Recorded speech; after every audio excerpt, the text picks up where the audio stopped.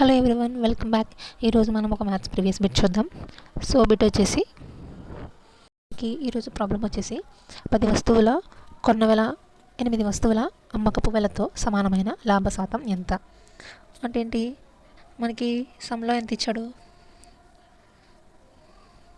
10 వస్తువుల కొన్న వెల ఈక్వల్స్ టు 8 వస్తువుల అమ్మకపు వెల.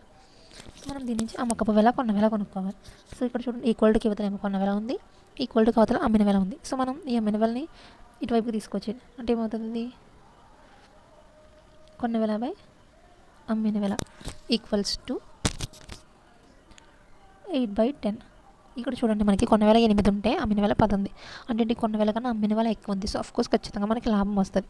అంటే మనం 8 రూపీస్కి కొని 10 రూపీస్కి అమ్ముతున్నాం. ఎంత? 2 రూపీస్ లాభం మనకి. సో లాభ శాతం ఎంత అని అడిగాడు.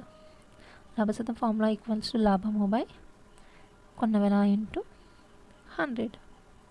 సో లాభం ఎంత మనకి? 2 రూపీస్. కొన్న వెల ఎంత? 8 రూపీస్ ఇంటూ 100. సో 2 అన్నది 8లో 4 టైమ్స్ క్యాన్సిల్ అవుతుంది.